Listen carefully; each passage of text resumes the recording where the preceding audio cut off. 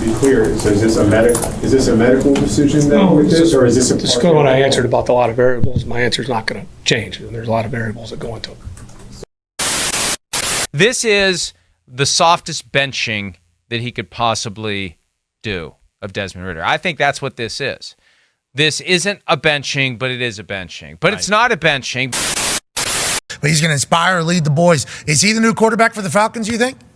Well, I think people have been waiting for them to go to Taylor Heineke, and it just keeps being pushed back and pushed back. And all right, here we go. Atlanta Falcons fans, I don't know exactly how to start this video because of the actual backlash that we got last time when we were honest and objectively analyzing Desmond Ridder for what he is. No, we did the entire Falcons team, okay? And this by far is the most criticism I've ever gotten about who I am as a person. You know, just being honest about the Falcons. And so whether you're a Falcons fan or you're a Falcons hater or just a guy watching a video, thank you so much for tuning in. Let's talk about what happened in Week 8 at halftime. What happened was everything that I said on October 25th when we uploaded the last Falcons video, and it was just a few of you in the comment section that were understanding, oh, okay, yeah, he's right. He's on something. And what I have to do, okay, just as a sports dude, and I make these videos, I have to hold myself accountable when I'm wrong, which is rare, but I have to hold myself accountable. So you guys should know this. So about accountability, what I have to do now because of the Falcons is I have to make a Will Levis I'm so sorry video because I was trashing on him and y'all made him look like a superstar. For everyone that was answering my questions about the defense, I know Nate Ledman was a guy I wanted to get some more information on. Thank you guys so much for letting me know about him. He's a dog. I like him a lot. Also with Troy Anderson, Caden Ellis, you guys gave me a lot of information. I also said something that I'm going to stand on because I am a diehard Cincinnati Bengals fan, and I analyzed Jesse Bates coming out of Wake Forest. I like Jesse Bates more than any of you, and I'm telling you that Derwin James is better than him. All right? But I think he is second. So there is some freaking guy in the comments that had a problem with that. So what I have to do is I'm going to hold you guys accountable, these Falcons fans. So I got some comments that we got to talk about so I can tell y'all where I was coming from. We're going to start off with things kind of light. We're going to start off with some nicer, meaner comments. Not even mean, just more critical. We're going to talk these things out. So the Walker 1992, I'm assuming this guy's a Falcons fan. He says, remind you, he's talking about a guy who's had 11 career starts. People are so quick to off someone before they get adjusted to next level. SMH Falcons are young. Give them time. I respectfully replied, I respect your loyalty, my friend. I hope you're right. 11 career starts is more than enough time to find out if a guy's got it long term. 11 career starts is a lot of time today. There are too many young guys. There's kids in 6th grade right now playing high-end quality 7-on-7 football. All right? Desmond Ridder, what was it, 4 or 5 years at Cincinnati? Something like that. The most winningest quarterback in Cincinnati history. Okay? And then you come into the National Football League and you sit behind Marcus Mariota. You get enough brain knowledge. Guys, listen. There are quarterbacks that can get it done like this. Now, I would say this. If the Falcons were in a position where their defense sucks, they have no weapons on offense, they have a trash running back, yeah, let's keep letting Desmond Ridder have the show. I'm not saying Desmond Ridder is like the worst quarterback in the world. Yes, let Desmond cook. Let him simmer. He'll get it. Y'all, when your team is good, when you have Drake London, when you have Kyle Pitts, when you have Bijan Robinson and Tyler Algier and a top 10 offensive line, and the quarterback is clearly the weak point, yo, be accountable to yourself as a fan and understand that, okay, Bijan, Drake London, Kyle Pitts, they're probably pissed off that their quarterback keeps putting them in compromising positions. They like the guy. They like him. He's cool. And I already know a lot of you in the comments are still going to be upset that I'm still banging on Ridder. Pause on that one. Let's go to a next comment. All right, we got a new guy here. I don't want to say his name because I don't even understand it, but the last numbers are 1756. I'll post the comment for you. He says, I can tell you are not watching the games because you said he is not getting better. Look at Jalen Hurts, Derek Carr, and Josh Allen. This is how I already know someone doesn't really understand football to its best. Looking at your team. You're looking at your team. Don't compare him to Hurts, Carr, and Josh Allen. Those are different players that have been doing it longer that are clearly better than Ridder. Don't talk about them. Focus on your guy. That's number one. The second point I will make is that, and I'm going to say this nicely, I watch a lot of football.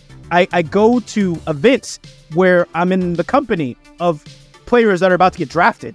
Okay? I watch a lot of, I interview these guys. I talk to these guys. I see a lot of film. I don't talk out of my ass. Okay? Desmond Ridder, if he has been getting better, it hasn't been translating. Okay? Let's start there. And if he has been getting better, it's not enough. As I said, you have too many talented players offensively and defensively to be happy with the getting better. How much is he getting better? Is he getting better enough for him to be the reason why y'all won the game? No. Guys, I don't hate Desmond Ridder. I have no agenda against him.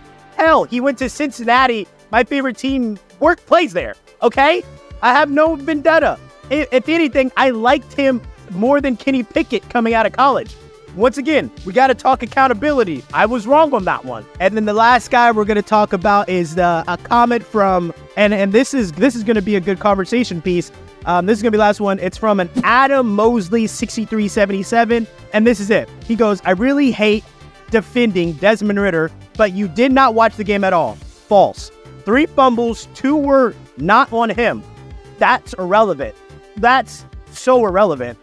1 was a bad snap from the center. We'll give him that. It's up in the air, but we'll give him that. 2, the O-line got beat bad, and it was a blindside sack while he was throwing the ball. This sounds like another excuse, but we'll do it. 3 was him celebrating too early while crossing the end zone, and the defense made a good play on the ball. All right, buddy. Let me tell you what I saw. Those are 3 fumbles. And to let me paint a picture for you in that Tennessee Titans game that I did see, because of course at this point in time I want to see way more Desmond Ridder, because clearly y'all were right about him and I was wrong about him, right? That's what we're saying right now. So I'm watching this Titans game as y'all are making Will Levis look like a superstar. I see Jeffrey Simmons break contain and is hunting down, and he starts to relentlessly pursue Desmond Ridder. Desmond Ridder boldly climbs up in the pocket, has 2 hands on the ball, and Jeffrey Simmons just ever so slightly takes a stab at that ball. And what happens? Another fumble. Well, what's the excuse? Why do you fumble there? It's not Desmond's fault. According to Adam Mosley, he's going to have an excuse for Desmond Ridder for that one. No, he didn't get his 3rd hand on the ball. Guys, I just want to say this again. I have no vendetta against him. I see what I've seen, and I'll be honest, I saw that Titans game, of course, until halftime when he got benched, and then I saw Taylor Heineke, who, as we should be talking about, gave life into that offense. We'll talk about that briefly. I saw Desmond Ridder against the Bucs.